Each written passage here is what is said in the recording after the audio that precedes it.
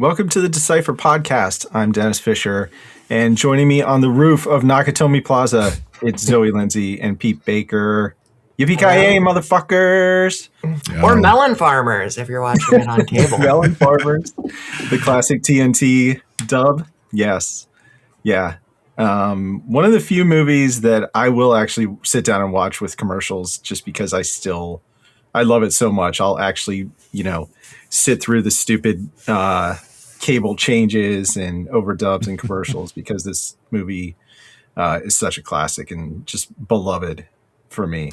Arguably as much of the experience as seeing the theatrical cut. Like it is one of those movies that just got so much cable play. I'm not sure I saw it uncensored, at least like the first 3 or 4 times I saw it. I don't think I got the regular uninterrupted by commercials and any bad dubbing until like at least a year or so after it was out.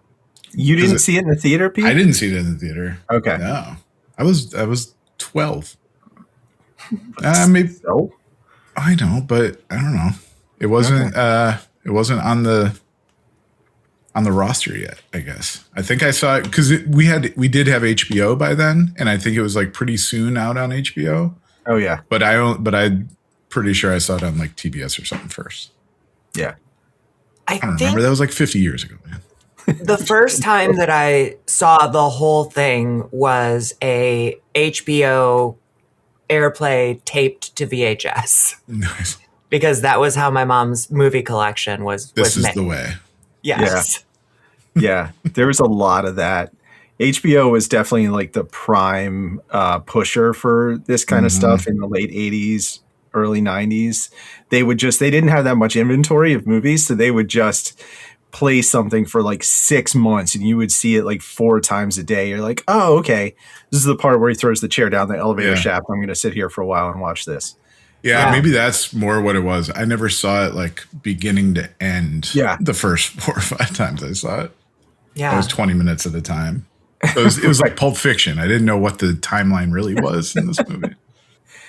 Well, it is sort of like chapterized in that way, Pete. Like not specific, intentionally, but there is like, there's the part that I always sort of like not forget, but I'm surprised by how long it is like McClane's plane journey, the hotel, all the airport, the limo pickup with Argyle, that whole ride. There's a solid like 25-ish minutes before we ever get to Nakatomi Plaza, and try and figure out what this movie is actually about. You're just like, oh, it's this fish out of water guy from New York who lands in California, and it's like, huh?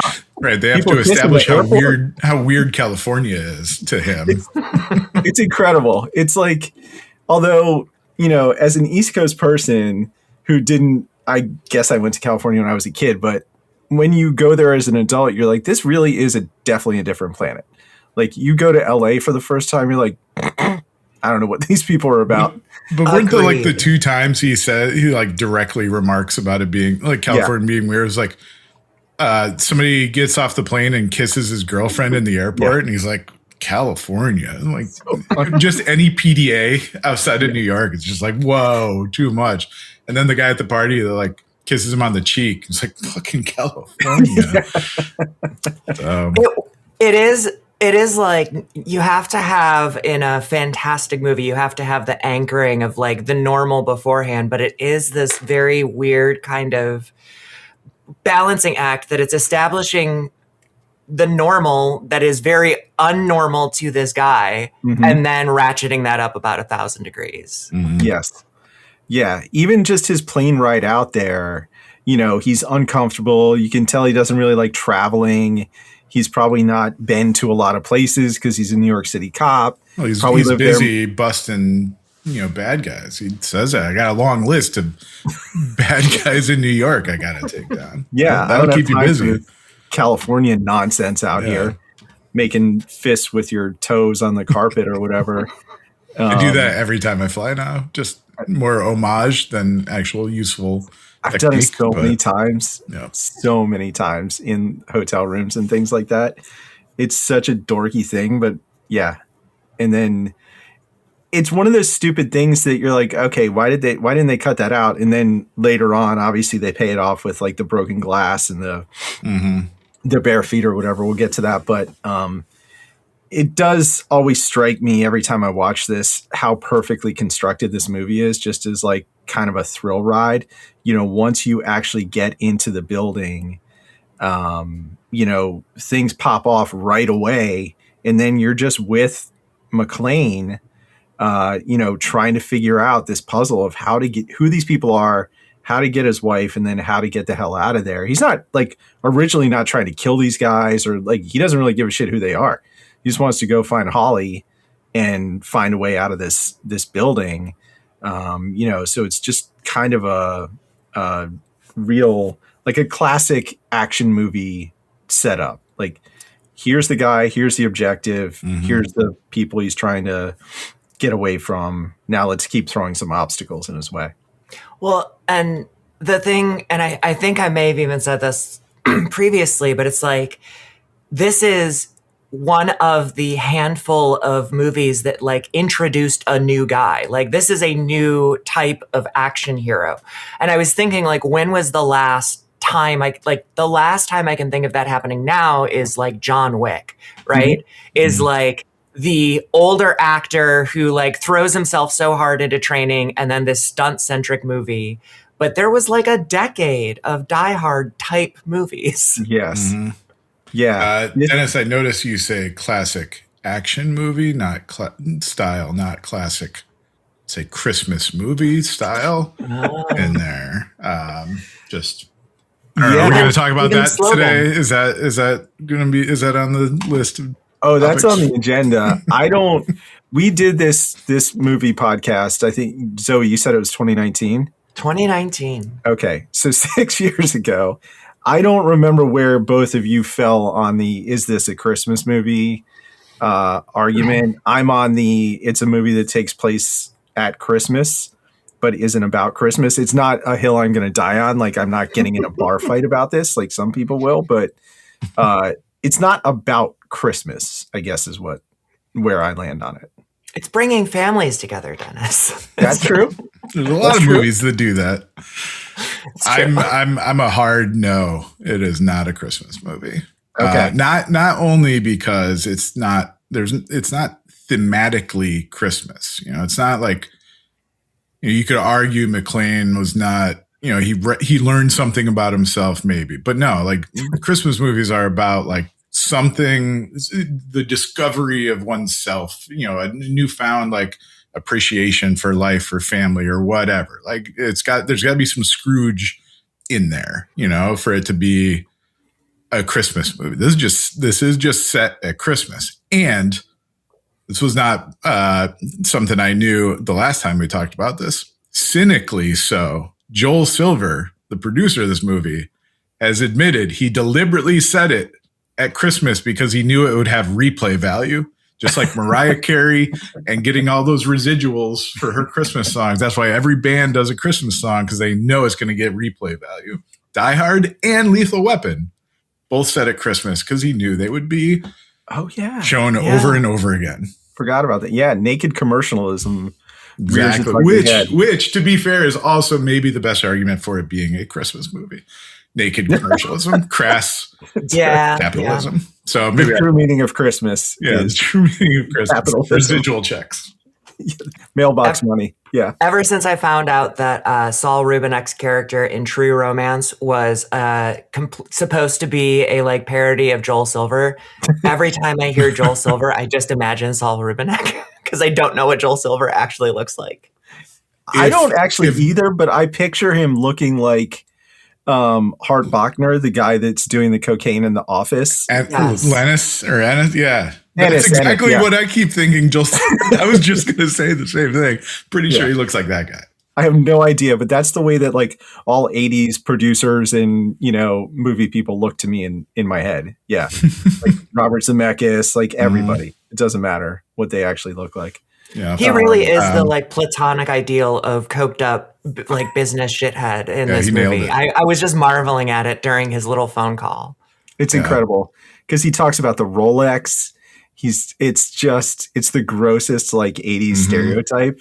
And it's so funny. This came out in 88, like right around the time of like, I think Wall Street came out the year before this, like 87, somewhere around there. I think so, yeah.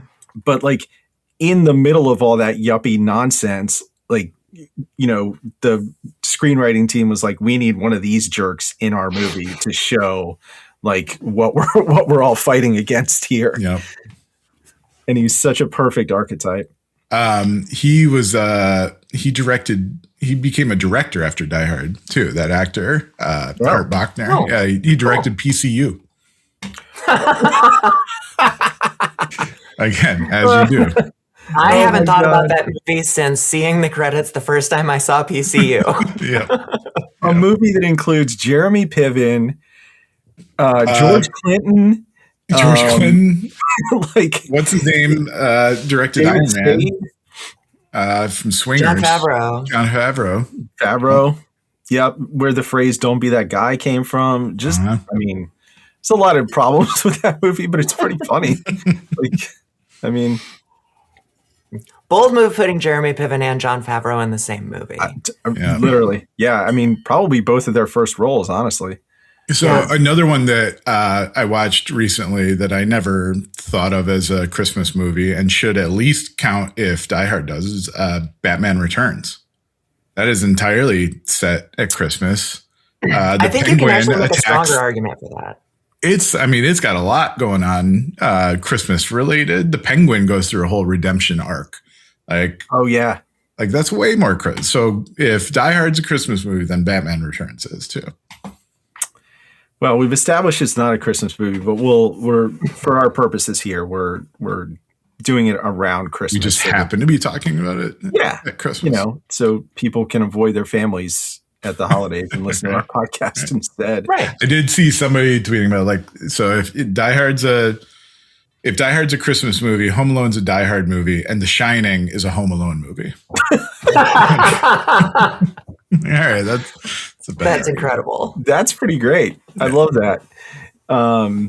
The very thin hacker, I guess it's not as thin as some of the movies we've done, but the hacker sort of undercurrent on this movie is our man Theo, who's one of the terrorists, who does get some of the best lines of dialogue in this movie, and is one of the few terrorists or even characters outside of McClane and Hans that has any actual personality, like has any, Yeah. you know, the terrorists are, and he's the one like American in the group. yeah, Too. The rest of them are, you know, German, ex military, but they had to get the wisecracking American hacker guy to come in. yeah, who's one of my favorite characters in this movie. And it took me years. I probably didn't even realize this till like 8 or 10 years ago that he was also in Top Gun, that he was, I forget what his call sign. It was like Sundowner or something like that. Yeah. He's only in like 1 or 2 scenes. Yeah. Like in one of those background scenes with like Tim Robbins or something. Wow. But yeah. And then went on to a great career as Walker, Texas Rangers partner, you know, just like, very odd career arc for Theo. Yeah, the hacking in this movie wasn't that like great as far as like film hacking goes. It was pretty much like a unsecured computer that once they got past the front desk, like the computer was open and unlocked. But I did find like the fact that they basically knew the playbook that the FBI would go through. That's what they were exploiting, right? It was just like predictable behavior. Like we get through these things that take a little bit of skill or brute forcing. We know what they're going to do next. And then they did it to a T. The last thing we need is power grid. What's it going to take to make that happen? Well, working backwards from we need the whole neighborhood to be cut off. We can provoke that by having the FBI order that being done. There's no other good way best way to do that is to get the FBI to do it. Best way to get the FBI to do that is stage a terrorism attack. Right. Yeah. Well, and they skip past like the whole, like, here's the plan that, you know, like a lesser action movie would do to show this whole mastermind thing. And I was thinking this time they infer all of the planning that went into it when Gruber shows up and like does like ask for a password and then does like the whole rundown of this guy's life history. Yeah. Just communicates like, no, everywhere from here on out, like when he sees around the next corner, it's because he's like researched this to within an inch of his life. I think that's what really what gave like Die Hard some legs as far as action movies go. Was this, as far as I can tell, this was like the first savvy villain, right? It wasn't just like Madman with a gun. It wasn't just like strapping a grenade to somebody. It was like a calculated, savvy, interesting, compelling villain. Not just a bad guy, but like, you know, someone that I would watch a whole movie about. You know? Oh yeah, absolutely. I'd love to know like the exceptional criminal, not just the blustering one. Yeah. Right. He's sort of like a, you know, Michael Mann-esque guy who did all of his research beforehand, planned everything meticulously, knew what was supposedly in that vault, knew what their security looked like with all, you know, the 7 locks. How much time they would have, how the FBI would respond, all that kind of stuff. Knew the suit on, you know, he's got to himself. Yeah, he's a sophisticated guy. Also with like a fake ideology, you know, and all the fake terrorists, their brothers overseas that they're in.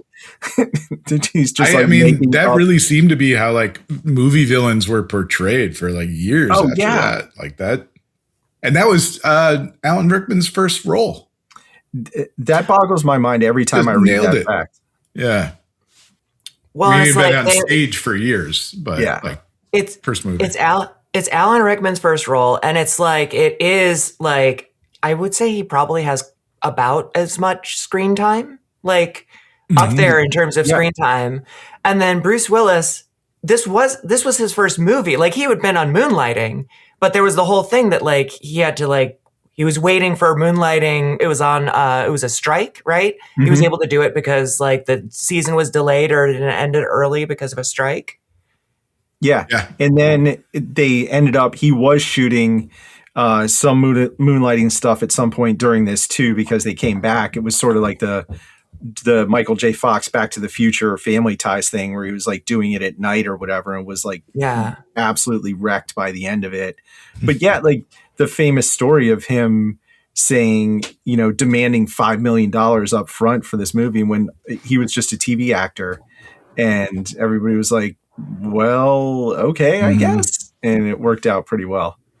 And apparently the Gruber, like, sophistication was Alan Rickman's idea. It was written for like a guy in tactical gear, kind of just being a typical dude. And he's like, I'm not doing an action movie, and then insisted on like tailored suits and shit. So smart. Yeah. The list of actors who were either, you know, sort of like rumored to be up for his role and McClane's role is like a who's who of 80s movie stuff.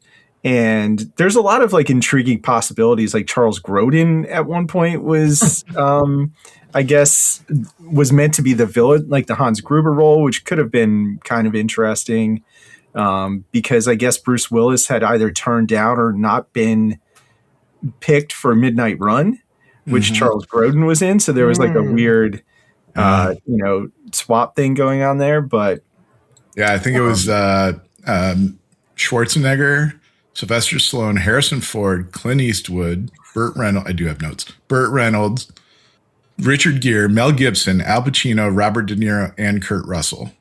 All and offered Frank Sinatra. Well, contractually obligated offer to Frank Sinatra because this was technically a sequel to a Sinatra movie. Right. Which he owned Which he would have killed. He would have killed. Yeah. Oh, yeah. And he had like right of first refusal or something on this role for like decades or something like that. But he would have been in some of the like the earliest promo where like the posters and stuff didn't even have Bruce Willis on it. They were that's why there's so much focused on the building because they had no confidence that Bruce Willis would like sell this movie. So they're like cool caper in a cool new building that was just built. It's crazy how much of it does kind of rest on Bruce Willis's personality, you know, just kind of his wisecracking, smirking, sort of downtrodden, not downtrodden, but like, I'm tired of this shit type attitude. This is right around the time of Lethal Weapon and like, I'm too old for this shit. Danny Glover, who was like 40 at the, like in the movie. It's like, wait a second, you can't be too old for this. Like, he said he was too old for that shit in the first one. Now they're making Lethal Weapon, what is it, 6? I don't even know. Yeah, it's crazy. He was getting ready to retire and he was like 42. Yeah. All right, Danny. There's almost a like Looney Tunes kind of humor streak in this. Like, we need to get more FBI guys. Like, there's a couple of spots where it's just like, I love that line. We're gonna need some more FBI guys. Or no, it's Agent Johnson. No, the other one. And it's just like it's these like little absurdist one-liners. It is like they were like, oh, we need to break the tension. Let's just throw one in there. And some of that stuff was improvised from what the research shows, and including like a lot of the dialogue between John McClane and Hans Gruber, like in that first, the meeting in the elevator shaft or whatever. That was all kind of improv. Like they made it up on the day as they were shooting it. And I guess they had kept them away from each other to make it a little more, realistic or whatever. It was because Alan Rickman did his American accent, and they were like, "Oh, that's really good." And then literally, and they were like, "Oh, we need to figure out a way to like have a little moment." It is really good. Oh, that's good. Yeah, it's very good. It's great because Alan Rickman to me was always just Hans Gruber. Like, I'm not a Harry Potter person. I never saw those movies. That's none of my business. But like, I don't really even know what else I've seen him in. I'm sure there's a few other things, but to me, like when he died, I was like, shit, Hans Gruber. But everybody else was like, whatever Harry Potter character he played. I don't know. It was that Sheriff of Nottingham and Galaxy Quest. And Galaxy Quest, literally. Yeah. Yep. I don't think I ever saw Galaxy Quest. Galaxy Quest is great. That's a solid. It is one of my go-to examples of, to make a good satire, you have to love the thing that you're making fun of. Yeah. It was like Star Trek, but the actors behind Star Trek, like a Star Trek spoof called Galaxy Quest. Okay. And they're all cynical about having to go to the conferences and stuff, and then real aliens show up. It's great. Who have been seeing their reruns and thinking they're documentaries. Alan Rickman was in an actual Christmas movie, though. Love Actually. He was pretty big in that one. So. He's in that? Yeah. Okay. Yeah. All right. It was him and Emma Thompson. Wow. High-powered British cast right there. That movie is stacked. Yeah. It does have an absurd cast. Yeah. I've never seen that all the way through, but I've seen like chunks of it, and I'm like, this person's in that? This person's in that? Like the acting budget on that must have been outrageous. Well, they could afford it because it's going to get replayed every year because it's a Christmas movie. Capitalism coming through again. Yep, exactly. Speaking of which, you want to hear what the crazy box office top 10 for 1988 was? This movie came out. We used to make movies. This is wild. Okay. Number 1, Who Framed Roger Rabbit? That was number 1? Yeah, by a mile, $156 million. Wow. Then Coming to America, Good Morning Vietnam, Dang. Big, Crocodile Dundee 2, 3 Men and a Baby, then Die Hard, Moonstruck, Cocktail, and Beetlejuice. Wow. Like a bunch of sequel. One sequel. And everything else, was Roger Rabbit like based on some kind of IP, or was that like an original? I don't think so. It was a huge deal. Like, it's impossible to explain like how big that was. Like, animated with like real people in it. You're just like, oh my God, what is happening? So cool. I used to love such a weird top 10. I used to love watching Movie Magic, and there was another one on Discovery, and it was all about how they did the effects for movies. Like they did, a bunch on Jurassic Park. They did a bunch on Who Framed Roger Rabbit. Yeah. And I had the thought a while ago, like, what happened to those shows? I'm like, oh, it's like every episode they did CGI. Right. Oh, Yeah. Right. You don't need it now. Now it would be like, we didn't have to do CGI. Here's how we made how we avoided it. Mm-hmm. That would be the magic. Yeah. All right. So, beyond Beetlejuice, which was 10, Fish Called Wanda was next. I just had to throw that in there. Oh, perfect. Another good Incredible. One. Like, Was that set at Christmas too? probably. I don't even remember. We watched Gremlins the other day. And that's a fully like Christmas Yeah, it is. themed one. I don't know that the storyline really follows any like Christmas themes, but all about Christmas. That was a good one too. Yeah, isn't the gremlin is a Christmas present, right?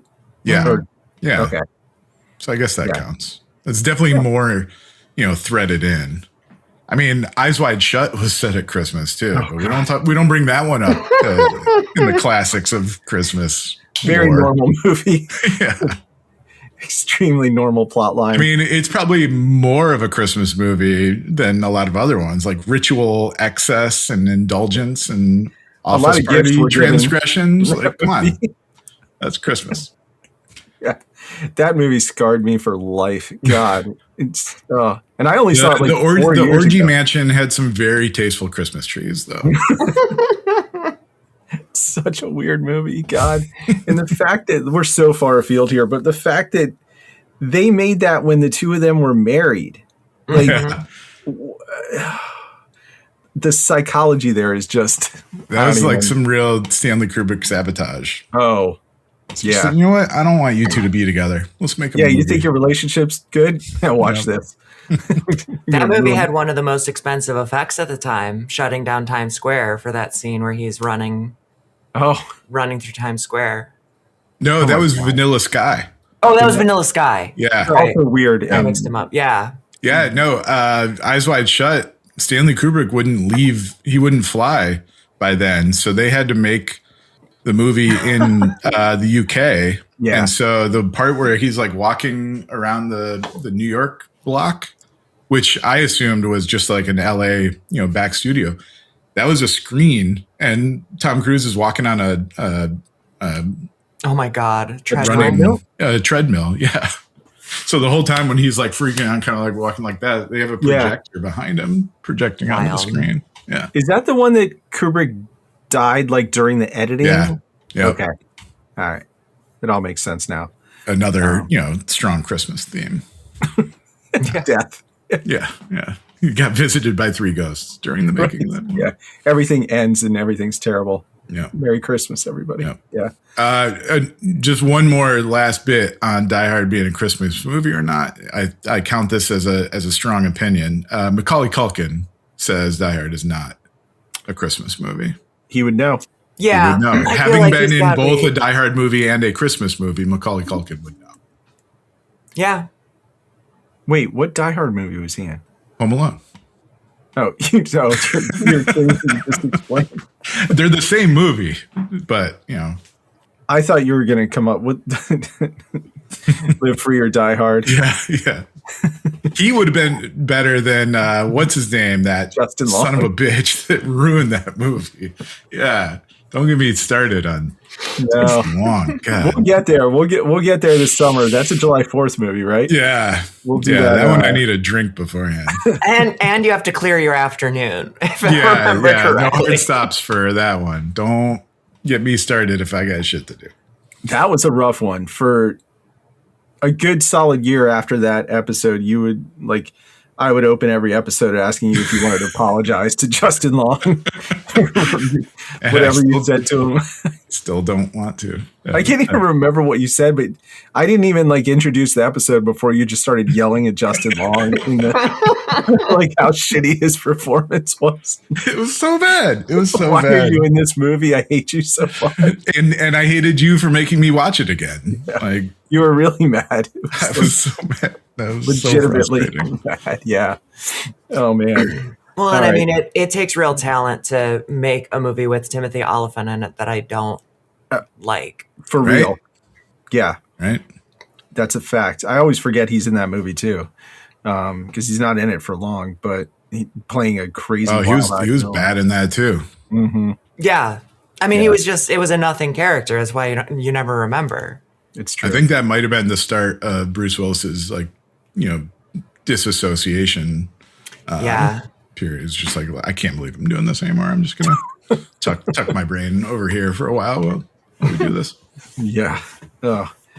Where do you guys what would be your rankings of all of the Die Hard movies? For me, I think we talked about this years ago, but for me it would be this one first, Die Hard with a Vengeance second, probably Die Hard 2 third by default. Yeah. I actually the Russian one. I think I like Die Hard with a Vengeance the most. Okay. Yeah, it's great. It's just so good. I love that they took basically everything from Die Hard 1, but expanded it to the whole city. He's still trapped. He's still like trying to navigate this thing, but it's the entirety of Manhattan now. Yeah. And it just made for such a cool sort of world building part of it. And seeing him in New York, being so New York, was like, it was less fish out of water, but it was more, I don't know, it was just more Die Hard. Yep. Well, and it's one of the most New York movies to ever in New York of all time. Totally. But, and also Die Hard has its one foot in being a buddy cop movie. Mm-hmm. But only halfway. Reginald Johnson, like if he had been able to be in the building, it would have been so fun. Samuel L. Jackson, like amazing buddy cop. Right. Yeah. Yeah, you're right. Well, and that wasn't his first movie, but I think that was like his first like big part. Yeah. Because he was talking about, they were shooting and somebody was like, you better get used to this. Like you're going to be a movie star. And he's like, I don't know about all that. Yeah. Right. Yeah. I think he had mostly been in like Spike Lee. Couple of those. But yeah, that was the first big one I remember Samuel L. Jackson from. And he was so good in it. He had a really small part in Goodfellas, like right before that. Yeah.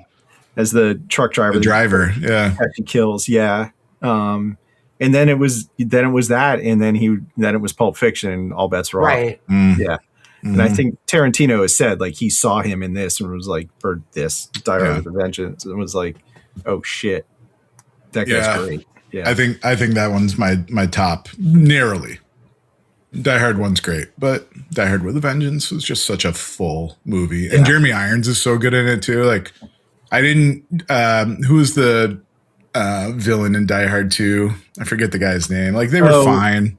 I don't even remember. He's the dad from Coming to America. Yeah, but he's even like the secondary. John Amos. Yeah. And then there's the other guy, but they're both just like American military archetypes. Right. Like, Gruber over Jeremy Irons' character, but they were both like two peas in the pod, right? I think they were even brothers in the movie or cousins or something. I think, or maybe that was like the fake line to motivate that or something. Right. But they were both playing the same kind of role, and it was it's such the perfect foil to John McClane. Yeah, Jeremy Irons' character is supposed to be Hans Gruber's like grieving brother. Yeah, I think, which is funny. Like, I think Jeremy Irons might be older than Hans Gruber. I don't know. But and it's like, and they obviously, Alan Rickman and Jeremy Irons, like very, very kind of comparable screen presences. But then with Jeremy Irons, they made him more of a foil for McClane. Like he's more willing to get his hands dirty. Yeah. Yes, very much so. It's also hard to remember how much of an effect or how original Die Hard was, not just in sort of like the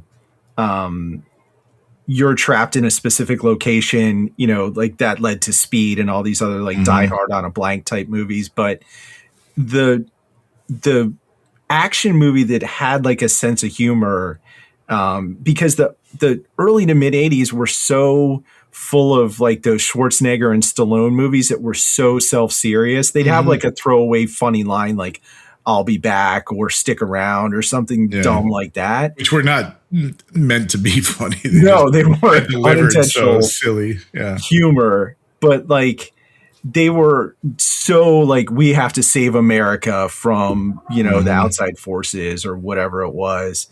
But this one had like that sense of humor built in.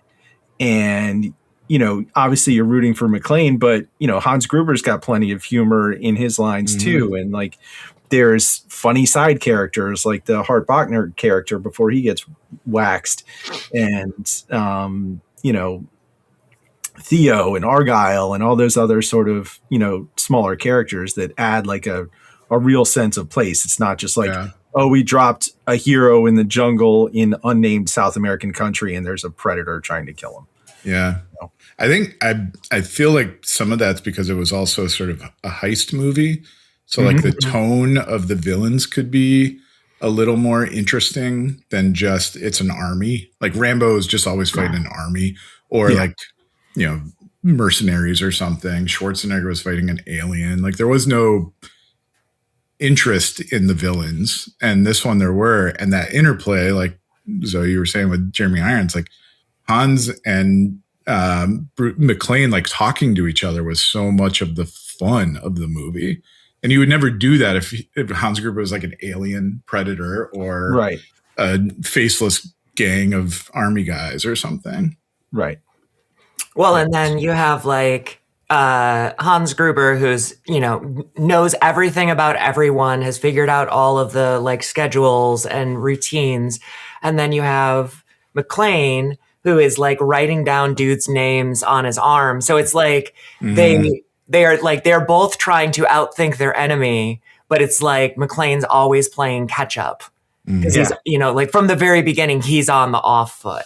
Yeah. And I mean, all the other action stars of the time just always felt invincible. Like they get hurt, but they were so like beefcake that you couldn't really like sympathize that much. And so much of McClane was just getting his ass kicked. Yes. One of the bloodiest shots of the film is just showing his feet after he runs through the hallway with the glass. Like they wanted to make sure that like you feel it. Oh yeah. We talked about it earlier, but that scene still every time I just kind of have to like look away. I'm just like, this is like, man. Having stepped on my fair share of nails, that scene gets me every time. Absolutely. And I think that's the point where you're like, all right, you know what? I'm just going to lose. Like they're going to kill me because I'm going to sit down right here. This is over. Like you guys got me with the shooting the glass. That was a good move. But that was, the hacking was not a huge part of this movie, but I think that did like add another sort of plot point that let the kind of arc of the whole thing change. It wasn't just like military tactics or typical sort of burglar heisting kind of stuff. There was you got to buy me time to hack this password. It's like, all right, well, let's come up, with something to delay. And even just the hacker personality, Theo being kind of the most jokey of all of them, is another, like, I don't know, it's kind of the new archetype in the late 80s of like, we're getting the computer people involved, and that requires a different level of like, they're not going to be the strong ones. It can't be the army. It's going to be happening in the basement. But they don't make Theo, he doesn't have like a fully fleshed out character, but they don't make him into like a super nerdy computer dork. Like he's there when they he's no Justin Long. He's no Justin Long. No, he's a real man. He, and a good actor. Yeah, a legit actor. Like he knows what he's doing. And obviously like he's the one techie guy that they have. The other guys are sort of the brute force of the group. But there is that one line, Pete, you sort of mentioned it, where Gruber's like, don't waste my time. And Theo's like, you didn't bring me along for my sparkling personality. Yeah. I'm here to do this computer shit. Let me do my computer shit. Yeah. Yeah. That nobody else can do. Almost every other role on their team could have been interchangeable other than mastermind Hans Gruber. But there's only one Theo. And and they got to protect him too. Like if he got offed, like their whole plan is screwed.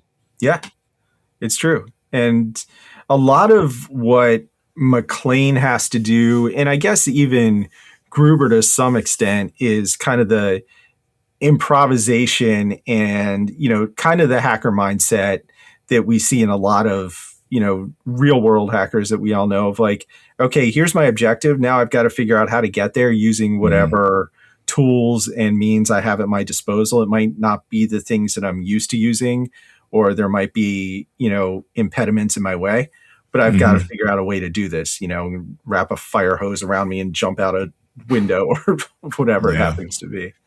Technically speaking, though, I imagine a vault of that complexity would probably have a battery backup. Yeah. Yes. Or at least wouldn't like fail open. Power goes off for a minute. It's like, okay, open it all up. Open sesame. We don't know what's going on here. Just open everything. Right. Exact word quotes from my 2019 notes. What good is a safe without an emergency backup? This is why we don't fail open. There you go. Nailed it.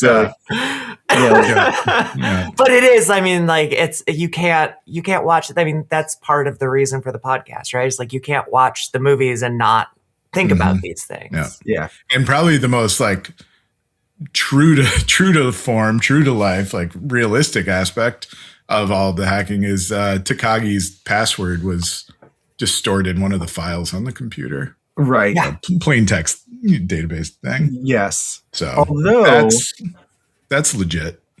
That's fully legit. Even now, 37 years later, or whatever it is. But also his password was his last name minus one letter, which was a different word. Akagi. It's like the aircraft carrier in Japanese, but his name is Takagi. Yes. So his password was 5 of the 6 letters in his name. It's not ideal. Also legit. Also very realistic. Very realistic. Yeah. But they did have it's still like relatively clever right now. They essentially had one-time passwords because they were asking for his daily key for one of the locks, right? So it's like this changes every day, sort of the way that like military codes do, or radio codes, things like that. Which at that point in computer history was relatively advanced, security thinking, as opposed to admin as username password. So they had that level of advancement on the password generation, but they didn't require people to like lock their computers when they walked away.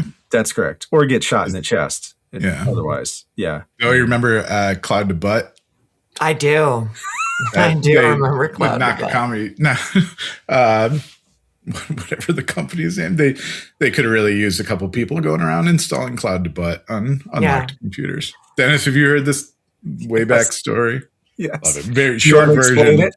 Yeah, we at a company that we all used to work at, people would get lightly shamed for leaving their computers unlocked. Just someone would go into Slack and like type something from that person or something. And then that got a little, frowned upon. So instead, people would install a Chrome extension called Cloud to Butt that would change like any instance of the word cloud on whatever website you're visiting and change it to butt. But that also got injected into any text fields as you were writing. And one of them that it got installed on was writing a job description for a back-end cloud engineer. And when that got submitted, it got syndicated across like 30 job posting sites. And so for a good, 36 hours, Duo was advertising cloud back-end butt engineer job. Perfect. Everywhere it could. It was delightful. Oh, this is what the labs guys were doing with their. Yeah. It was truly as though it was written in a lab to be a presentation opener. Like, honestly, yeah, it was the best worst case scenario you could ask for. And when it was found out, like someone came running in, like, how do we shut it off? And someone was like, "What? The internet? Like, it's out there. It's done." Let me introduce you to Barbara Streisand. Do you know how this works? There's a whole effect. So clearly, this company could have used somebody injecting a little bit of light shame. Yeah. Who is your? I think I said Theo's my favorite of the terrorists. There's some other like interesting guys. the most interesting to me, like as an actual person, not his character in this movie, is the guy who was like a world-class ballet dancer. Mm-hmm. Is that Carl? He's the brother of the long-haired guy who is the world-class cello player in Ghostbusters. Insane. Yeah. Yeah. Not an actor. He was actually a bit of a hacker. He was the one that had to do the phone lines and stuff. So he was up there with the wires before his brother comes in with the chainsaw. And he's like sweating, getting the alligator clips on. Yeah, his brother. He had some skills. Yeah. I love the his brother, the long haired dude. That, the one ends up at the end. He's the only one left alive, and he's just going to use that last moment to exact revenge. Like he could have gotten away with the whole thing. Yeah. But no, held that machine gun under that blanket for a while and took his shot. I was looking at some of the, there's so much trivia about this movie's production. A lot of it has to do with the building itself, which, famously was under construction. It was the 20th Century Fox, their new headquarters in, is it Century City or Studio? I think Century City. Yeah. And the Reagan's office. Yeah. I had never seen that before. So after he was out of office, Ronald Reagan took an office in this building on one of the floors that they used for production. And before he moved in, the Secret Service was up there doing, a security sweep or whatever. And they found a bunch of shell casings. Bullet shells. Oh my God. Looking glass and shell casings. I don't know about this, sir. And then somebody realized that it was the Die Hard movie set. Yep. Pretty great. America. You never know. He was up there a lot. He was like in the penthouse, 34th floor for years. Ronnie. I wonder what Ronnie was doing up there. You'd think. Just falling asleep. Forgetting where he was.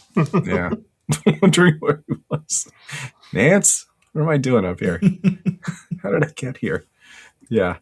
That, and in the sort of like casting department, George Takei was originally considered to be Takagi, but his agent screwed it up, like somehow got the wires crossed. Like and Takei found out later that the part had been offered to him and his agent somehow screwed the whole thing up. Oh no. And he was like super mad at him. He would have been great. He would have been great. Yeah. I did find there have been a lot of polls done on Christmas movie or not.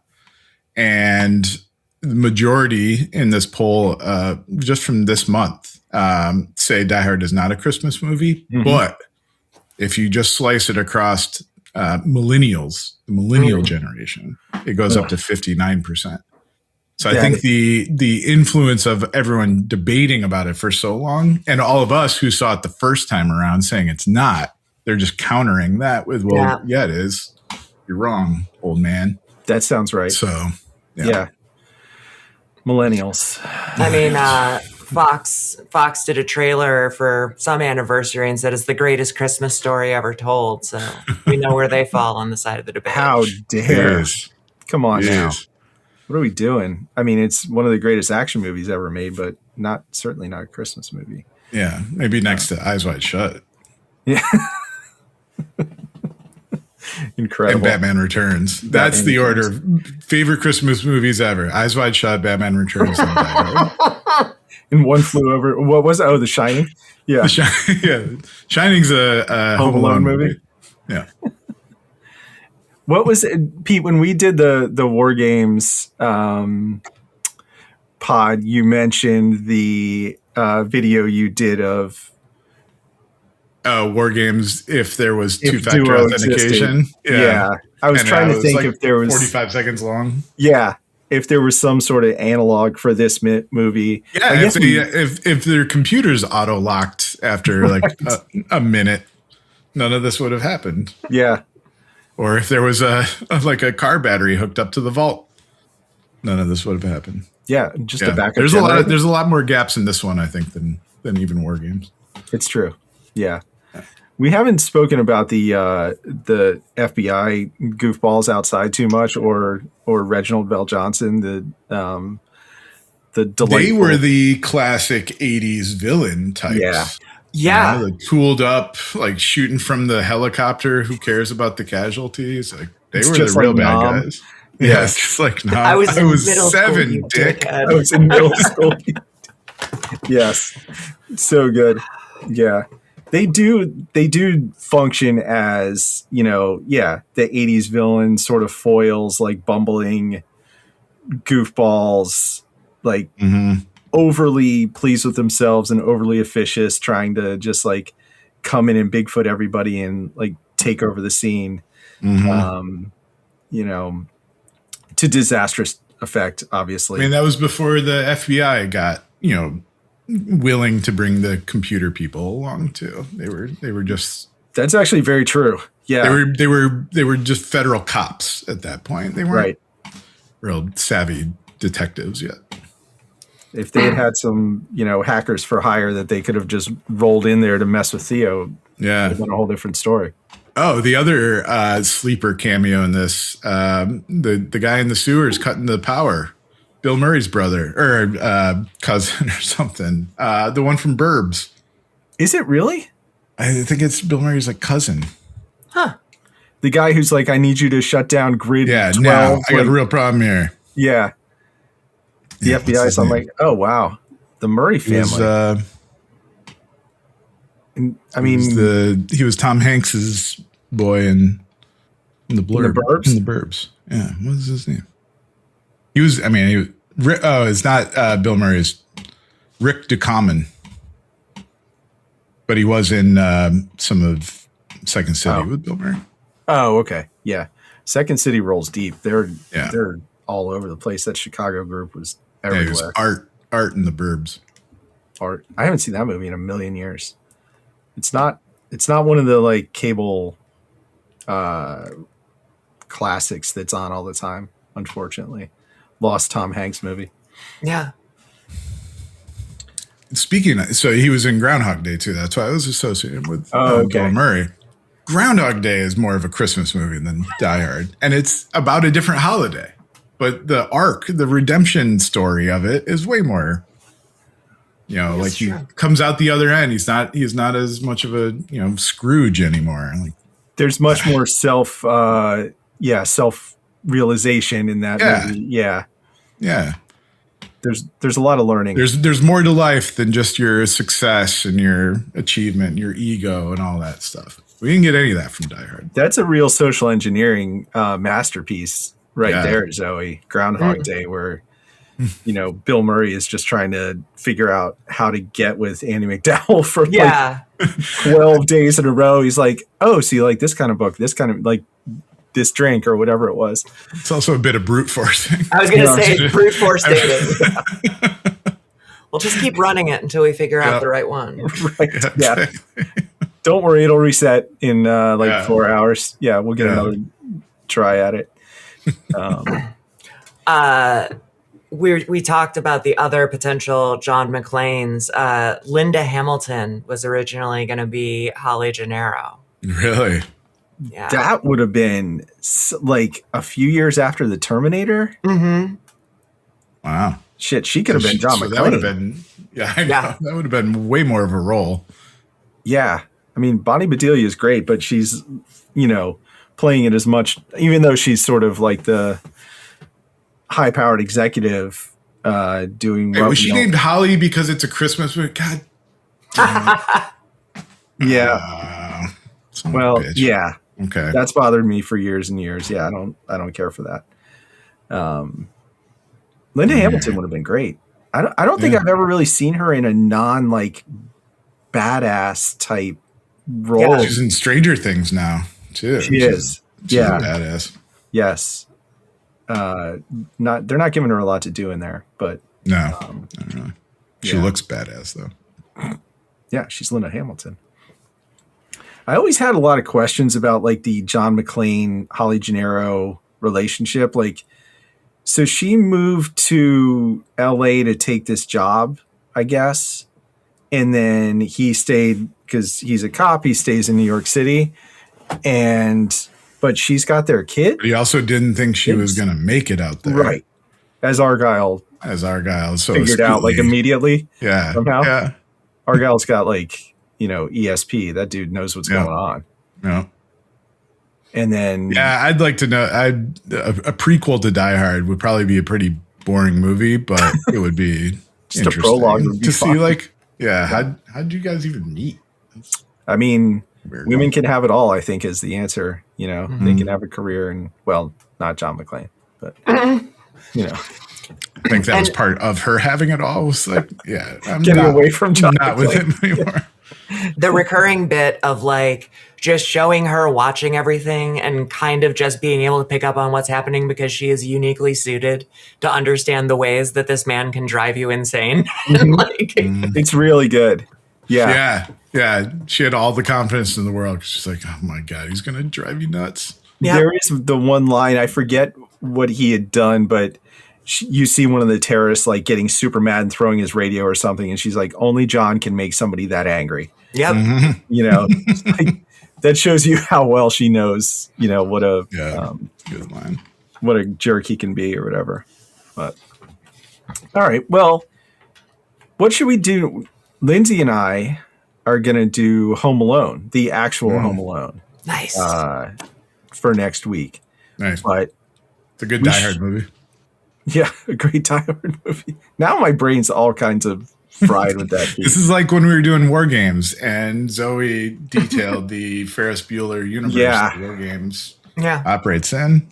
It's true. I think Macaulay Culkin is actually John McClane's long lost son.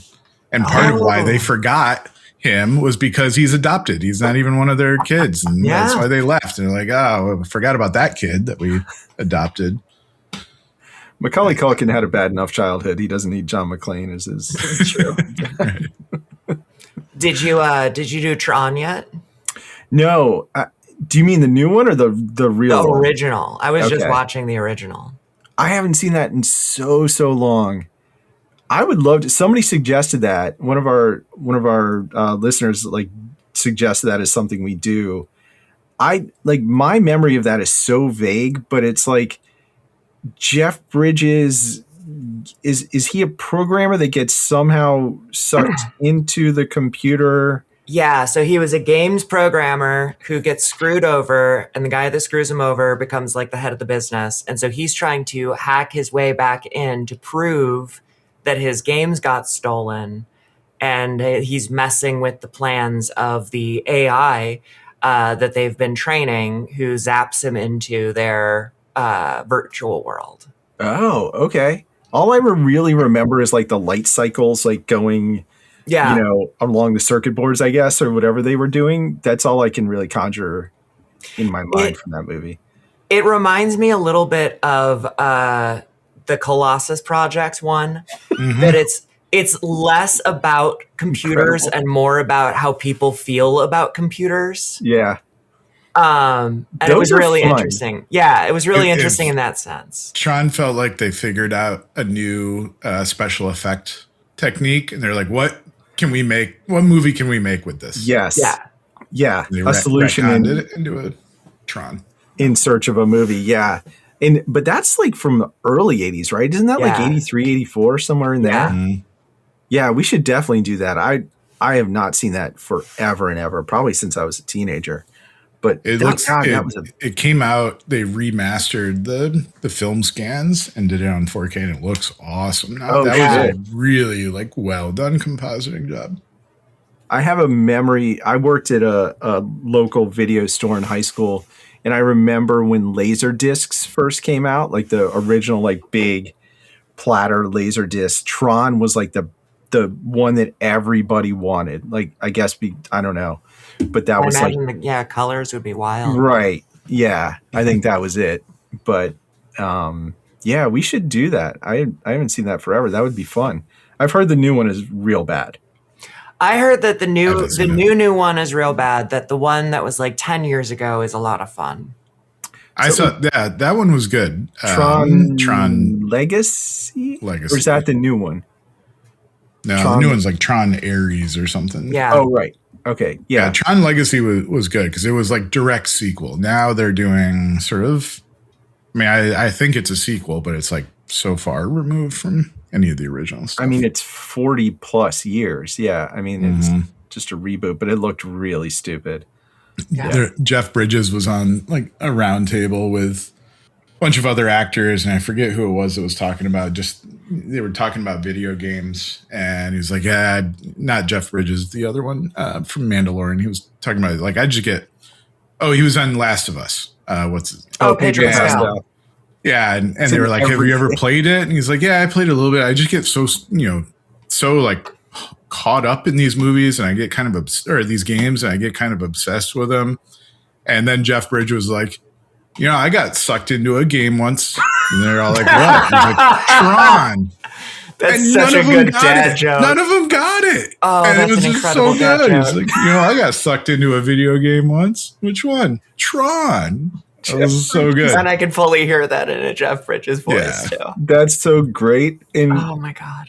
another great thing about Tron before is like young Jeff Bridges is so weird to look at, like because you're so used to like the Lebowski, True Grit, like whatever. But young Jeff this is like Bridges, King Kong Jeff Bridges. Yeah, first of all, was like incredibly handsome, like one of the best looking dudes in Hollywood. You're like, God, look at that dude. Yeah. But it's so incongruous to see him now. You're just like, good Lord, he's not wearing a bathrobe and like, you know, a shaggy beard or whatever. Yeah, seeing him without a beard, young, is like Robert Redford. Just like, damn. Oh man, yeah. It's sharp. It's crazy. I was trying to. He's a good photographer too. He shoots with Bridges? Hasselblad X-Pan, like one of the crazy panoramic ones. He's he shoots behind the scenes on all his movies. Oh damn! Yeah, really good. That Also sounds like had one of the early like website as art. His personal website. It was a early example of like there's no clear navigation. Like you just click on a thing and it would just take you to a whole. That's his photography portfolio, his site, jeffbridges.com. That's where all his photos are. And it's like all the navigation is just drawn words that got scanned and put on there. Oh, I There's know. no hierarchy, no navigation. It's just shit piling up on the website.